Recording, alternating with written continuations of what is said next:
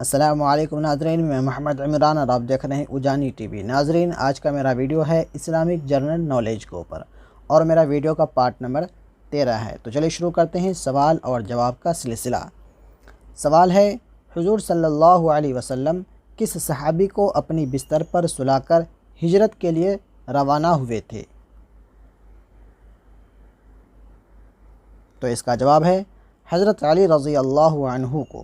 اگلا سوال ہے، سفر ہجرت میں حضرت ابوبکر کے ساتھ سانپ ڈسنے اور حضور صلی اللہ علیہ وسلم کے لعاب دہن کی برکت سے زہر کا اثر ختم ہونے کا واقعہ کس غار میں پیش آیا تھا؟ تو اس کا جواب ہے غار ثور میں۔ اگلا سوال ہے، حضور صلی اللہ علیہ وسلم کی حفاظت کے لیے مکڑی کے جالے تننے اور ببول کا درخت پیدا ہونے کا واقعہ کس غار میں پیش آیا تھا؟ تو اس کا جواب ہے غار ثور میں۔ اگلا سوال ہے، حضور صلی اللہ علیہ وسلم اور حضرت ابوبکر کو کفار مکہ کی نگاہوں سے بچانے کے لیے جن کبوتروں نے غار ثور میں انڈے دیے تھے، ان کی نسل کہاں رہتی ہے؟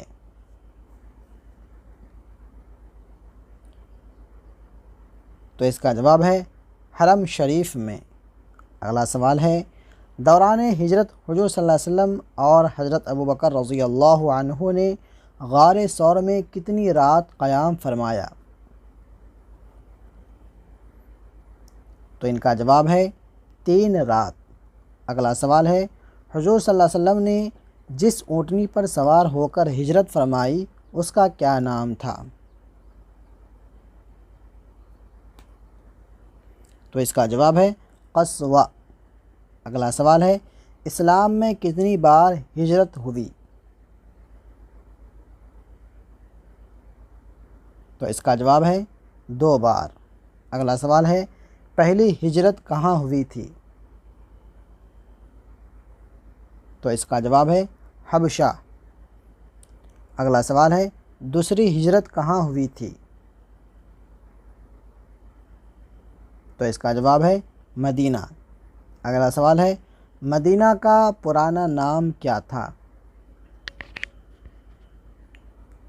تو اس کا جواب ہے یثرب۔ اگلا سوال ہے، مدینہ میں حضور صلی اللہ علیہ وسلم کی اونٹنی کس کے مکان پر ٹھہری تھی؟ تو اس کا جواب ہے حضرت ابو ایوب انصاری رضی اللہ عنہ کے مکان پر۔ ناظرین، یہ میرا سوال اور جواب کا سلسلہ آخری تھا۔ امید کرتا ہوں اس ویڈیو کے اندر میں جو بھی سوال اور جواب کا میں سلسلہ شروع رکھا تھا، آپ کو امید کرتا ہوں آپ کو پسند آیا ہوگا، اور آپ کو بہترین انداز کے ساتھ اس کو یاد رکھنا ہے۔ یہ بھی ایک اسلامک جنرل نالج ہے، آپ کو اسلامک جنرل نالج کا معلومات رکھنا بہت ضروری ہے۔ آپ لوگ اس کو بھی یاد رکھیں، اور اس ویڈیو کو زیادہ سے زیادہ لوگوں میں شیئر کریں، تاکہ جو کہ میں اس محنت بھری ویڈیو کو بناتا ہوں تاکہ لوگ ان سے فائدہ حاصل کر سکیں۔ ملتا اگلی ویڈیو میں، خدا حافظ۔